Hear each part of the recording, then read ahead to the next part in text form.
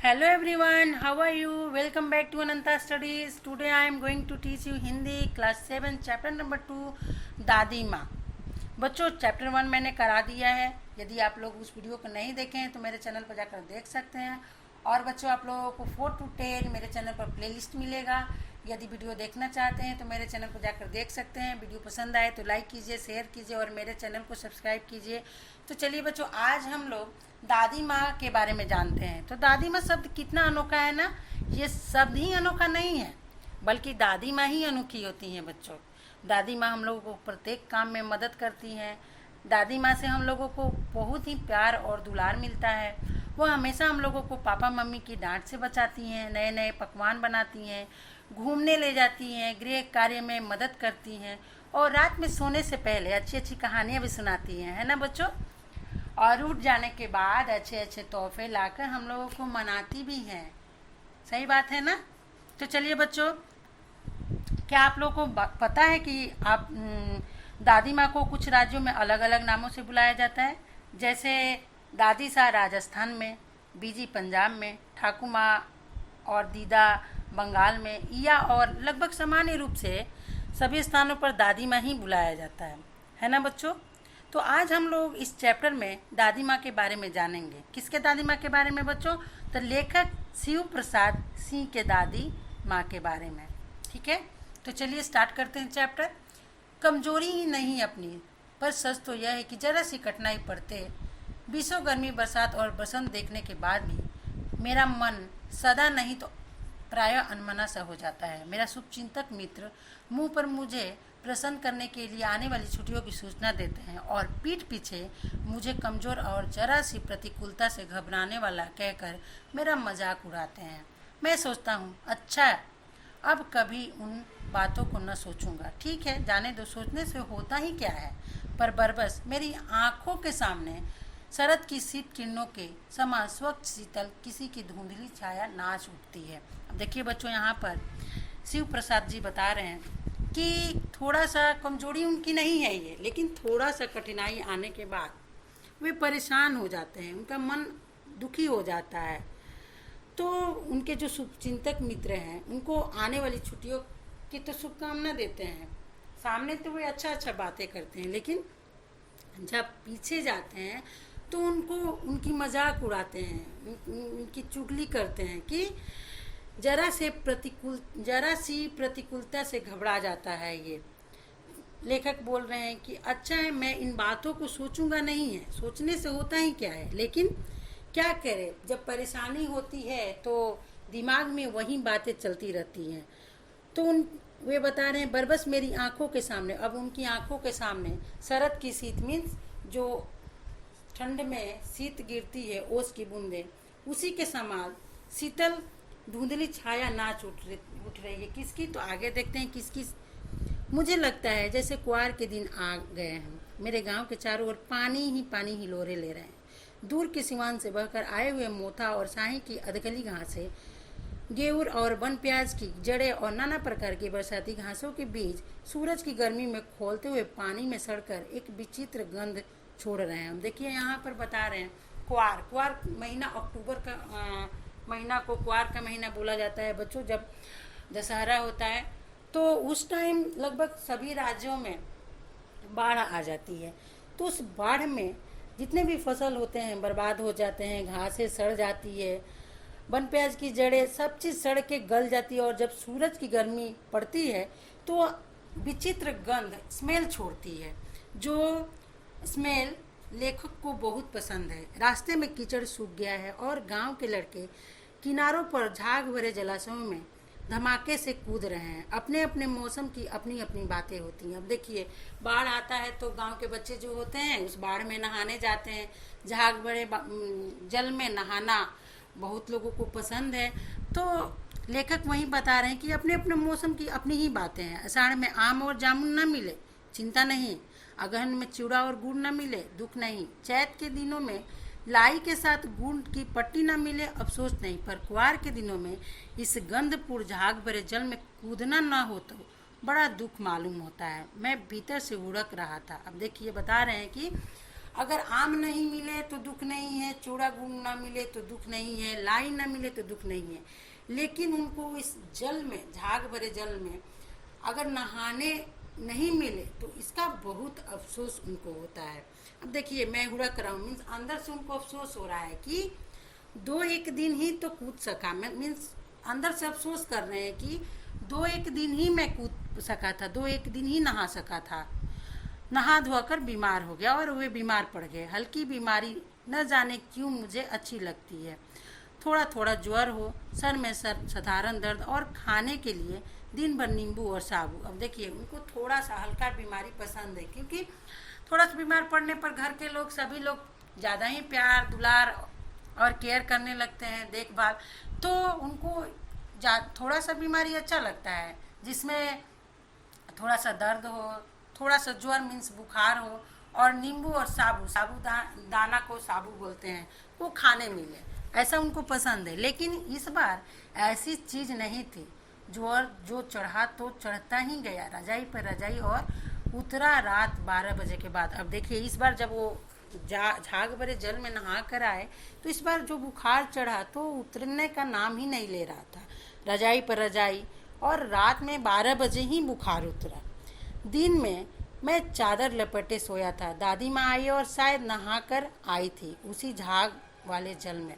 पतले दुबले सने शरीर पर सफ़ेद किनारीहीन धोती, सन से सफ़ेद बालों के सिरों पर सद टपके हुए जल की शीतलता। आते ही उन्होंने सर पेट छुए, आंचल की गांठ खोल किसी अदृश्य शक्ति के चौतरे की मिट्टी मुंह में डाली और माथे पर लगाई।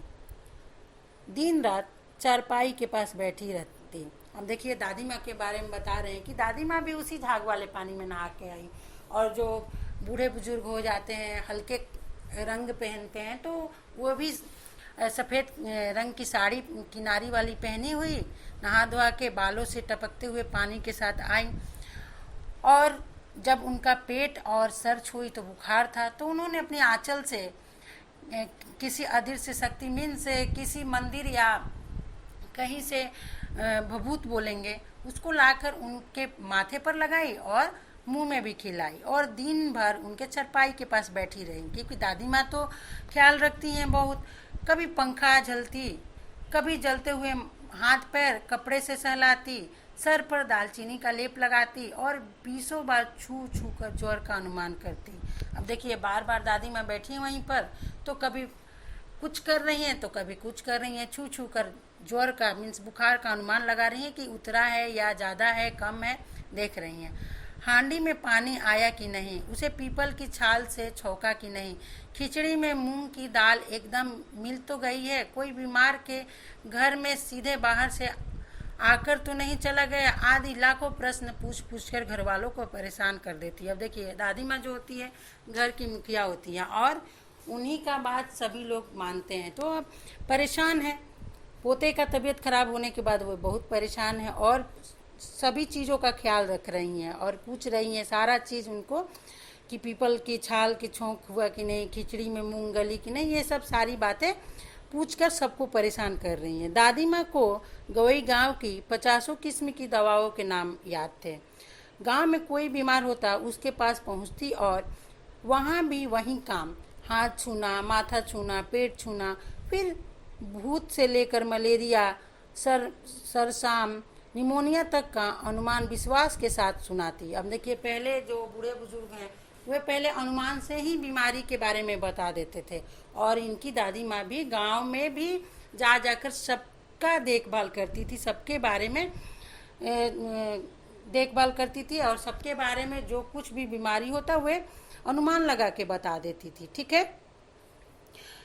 महामारी और विषुचिक्का के दिनों में रोज सवेरे उठकर स्नान के बाद लवंग और गुड़ मिश्रित जलधार, गूगल और धूप सफाई को कोई उनसे सीख ले। दवा में देर होती, मिश्री या शहद खत्म हो जाता, चादर या गिलाफ नहीं बदले जाते तो वे जैसे पागल हो जाती।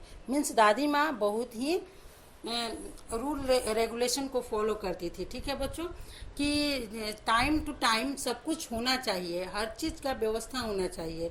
बुखार तो मुझे अब भी आता है, नौकर पानी दे जाता है, मेस महाराज अपने मन से पकाकर खिचड़ी या साबू, डॉक्टर साहब आकर नाड़ी देख जाते हैं और कुनैन मिक्सचर की शीशी की तिताई के डर से बुखार भाग भी जाता है।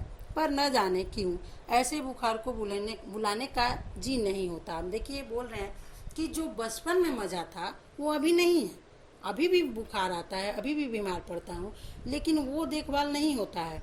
डॉक्टर दवाई दे देता है, मेस महाराज खाना बना देते हैं, नौकर पानी दे देता है। तो ऐसे बुखार की ज़रूरत ही नहीं है जिसमें देखभाल नहीं हो सके। आगे देखते हैं। किशन भैया की शादी ठीक हुई, दादी माँ के उत्साह और आनंद का क्या कहना। दिन भर गायब रहती थी। अब देखिए किशन भैया लेखक के भाई हैं और उनका शादी ठीक हुआ तो घर में तो खुशियाँ आ जाती हैं, और दिन भर क्या दादी कहाँ थी, गायब ही रहती थी। सारा घर जैसे उन्होंने सर पर उठा लिया हो। पोड़िसने आती, बहुत बुलाने पर दादी माँ आती, बहन बुरा ना मानना, कार परोजन का घर ठहरा। देखिए पड़ोसन जब आती बाहर से और दादी माँ को बुलाती तो दादी माँ अलग ही भाव मारती कि काज परोजन का घर है, मीन्स बहुत सारा काम है घर में, फंक्शन का घर है, तो टाइम नहीं है, इसलिए तुम बुरा नहीं मानना। एक काम अपने हाथ से न करूँ तो होने वाला नहीं है। जाने को यूँ सभी जानते थे कि दादी माँ कुछ नहीं करती, पर किसी काम में उनकी अनुपस्थिति वस्तुतः विलंब का कारण बन जाती, क्योंकि पहले कोई भी कार्य दादी माँ ही स्टार्ट करती, तभी दूसरा उस कार्य को पूरा करता। ठीक है, उन्हीं दिनों की बात है। एक दिन दोपहर में मैं घर लौटा। बाहरी निकसदार मीन्स मेन डोर में दादी माँ किसी पर बिगड़ रही थी। देखा पास के कोने में दुबकी रामी की चाची खड़ी है। सो न होगा धन्नो, रुपए मद सूद के आज दे दो, तेरी आँख में तो शर्म है नहीं, मांगने के समय कैसी आई थी, पैरों पर नाक रगड़ती फिरी, किसी ने एक पाई भी न दी, अब लगी है आजकल करने, फसल में दूंगी, अब क्या तेरी खातिर दूसरी फसल कटेगी। अब देखिए किसी को दादी माँ यहाँ पैसा दी हैं और उससे मांग रही हैं, और मांगने का भी अंदाज अलग ही है कि पहले तुम मांग के ले गई हो, तुमको शर्म नहीं है, जल्दी देती नहीं हो, और फसल कटेगा तो दोगी, तो अभी क्यों नहीं दे रही हो, दूसरी फसल कटेगी तो दोगी। ऐसे करके दादी माँ उससे मांग रही हैं। दूंगी मालकिन, रामी की चाची रोती हुई दोनों हाथों में आंचल पकड़े दादी माँ के पैरों की ओर झुकी। बिटिया की शादी है, आप न दया करेंगी तो उस बेचारी का निस्तार कैसे होगा। हम देखिए वो जो रामी की चाची है जो पैसा ली थी वो बोल रही हैं आंचल पकड़ के कि दादी माँ के पैरों में झुकी हुई थी कि बिटिया का शादी है, दया कीजिए, आप भी ऐसे करेंगी तो मेरी बिटिया कैसे पार होगी। हट हट, अभी नहा के आ रही हूँ। दादी माँ पीछे हट गई। जाने दो दादी, मैंने इस अप्रिय प्रसंग को हटाने की गरज से कहा, बेचारी गरीब है, दे देगी कभी। अब मैंने मीन्स लेखक ने बोले कि छोड़ दीजिए दादी, दे देंगी धीरे धीरे, परेशान मत होइए, चला है समझाने। दादी माँ अब लेखक को भी यहाँ डांट रही हैं कि चला है तुम समझाने। मैं चुपके से आंगन की ओर चल गया। कई दिन बीत गया, मैं इस प्रसंग को एकदम भूल न सका। एक दिन रास्ते में रामी की चाची मिली। वह दादी को पूतो फलो दूधो नहाओ का आशीर्वाद दे रही थी। मैंने पूछा क्या बात है धनो चाची, तो उसने विलड़ होकर कहा, उरीन हो गई बेटा, भगवान भला करे हमारी मालकिन का, कल ही आई थी, पीछे का सभी रुपया छोड़ दिया, ऊपर से 10 रुपये का नोट देकर बोली, देखना धन्नो, जैसी तेरी बेटी वैसी मेरी, 10-5 के लिए हंसाई ना हो, देवता है बेटा देवता। अब देखिए दादी माँ दयालु भी हैं। यहाँ तो उससे पहले की पैसा मांग रही थी, लेकिन जब सुनी कि उसकी बेटी का शादी हो रहा है तब उन्होंने पहले का सारा पैसा छोड़ दिया और ऊपर से 10 का नोट दे के बोली कि जैसी तेरी बेटी वैसी मेरी, किसी भी चीज़ की कमी नहीं होना चाहिए। तो दादी माँ का स्वभाव बड़ा ही अच्छा है और दयालु है। ठीक है, उस रोज़ तो बहुत डांट रही थी। मैंने पूछा तो लेखक ने पूछा तो उस दिन तो बहुत डांट रही थी। वो तो बड़े लोगों का काम है बाबू, रुपया देकर डांटे भी ना तो लाभ क्या। मीन्स आप चाची बोल रही हैं कि बड़े लोगों का काम है डांटना, अच्छे काम के लिए वो डांट सकते हैं। जब हमको पैसा दिए हैं तो नहीं डांटेंगे तो कैसे चलेगा। मैं मन ही मन इस तर्क पर हंसता हुआ आगे बढ़ गया। किशन के विवाह के दिनों की बात है। विवाह के 4-5 रोज पहले से ही औरतें रात रात भर गीत गाती थी। विवाह की रात को अभिनय भी होता है। यह प्राय एक ही कथा का हुआ करता है। उसमें विवाह से लेकर पुत्र उत्पत्ति तक के सभी दृश्य दिखाए जाते हैं। सभी पाठ औरतें ही करती हैं। मैं बीमार होने के कारण बारात में न जा सका। मेरा ममेरा भाई राघव दलान में सो रहा था। औरतों ने उस पर आपत्ति की। अब देखिए, शादी विवाह का घर था। किशन मीन्स लेखक के भाई का शादी हो रहा था और बुखार के कारण लेखक बारात नहीं जा सके। अब बारात में तो पहले ही से, विवाह में तो पहले ही से गीत गाना होते रहता है, बहुत सारी रस्में होती हैं। और देखिए उसमें सारे रस्में हो रहे हैं। तो लेखक यहाँ देख रहे हैं कि विवाह में पुत्र उत्पत्ति मीन्स बहुत सारे ऐसे रस्म होते हैं शादी में, उसी के बारे में यहाँ पर लेखक ने जिक्र किया है। तो बच्चों, वीडियो बहुत लंबा हो जाएगा, इसलिए इस वीडियो में इतना ही। वीडियो पसंद आए तो लाइक कीजिए, शेयर कीजिए और मेरे चैनल को सब्सक्राइब कीजिए। और मिलते हैं नेक्स्ट पार्ट में, अगले वीडियो में। तब तक के लिए बाय बाय।